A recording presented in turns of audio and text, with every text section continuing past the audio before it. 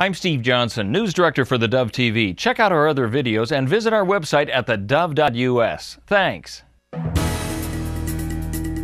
Good morning, it's the top of the hour. I'm Steve Johnson with a reminder that you can get our iPhone, iPad, and Android app and watch the Dove News on demand on your mobile app and on the Dove Roku channel as well.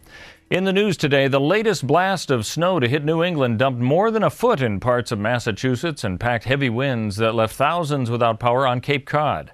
Coastal areas in Maine and south of Boston appeared to get the worst of the storm overnight. 15 inches of snow reported in Sandwich, Massachusetts, and 10 inches reported in New Bedford and Plymouth. 17 inches reported in the Hancock, Maine area. The Department of Transportation says it deployed 375 trucks statewide at the height of the storm Saturday night. Wind gusts of more than 50 miles an hour reported Saturday in Cape Cod, where utilities say that fewer than 1,000 customers were without power early today. At least 4 tourists are said to have been killed in a bus bombing in the Egyptian side of the Israeli border. 3 South Koreans aboard a tour bus and its Egyptian driver were killed in what's being reported as a campaign against tourists. Now, this is the first bombing to take place in 10 years in the southern part of the Sinai Peninsula, while the northern Sinai area has been the location for years of attacks. No claim of responsibility has been made on the attacks, but those close to the situation say it has the similarities of an al-Qaeda militant group battling security forces in the Sinai. Today begins a second full week that Medford teachers are striking after failure to come to an agreement on a new contract. Over the weekend, an estimated 600 people gathered at Hawthorne Park in Medford after talks ended on Friday between the union and the school district. The newly created Medford Teachers Solidarity Committee organized that rally with around 20 union groups showing their support for teachers. Local Postal Union President Jim Alexander says it's one union supporting another in their contract dispute. They want to have a fair contract. They want to be able to have the size of school classes that they can do their job. They want to be able to feed their families.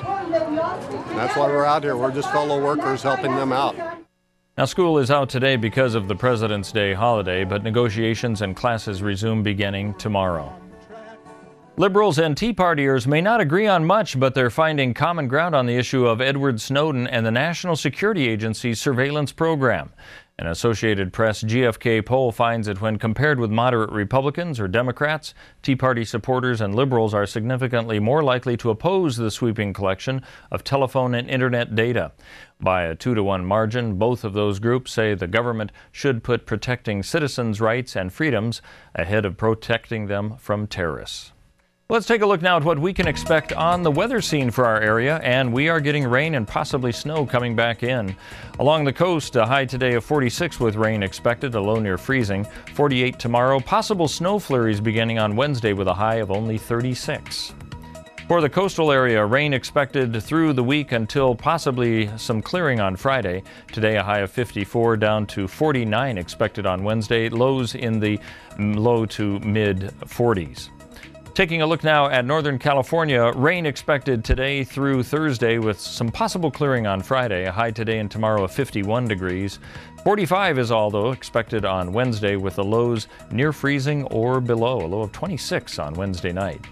And for the southern Oregon area, rain expected for the next few days. A high of 52 today, 49 tomorrow. Lows in the upper 30s to low 40s. Possible clearing on Friday with 54. That's a look at news and weather. You're up to date right here on the Dove.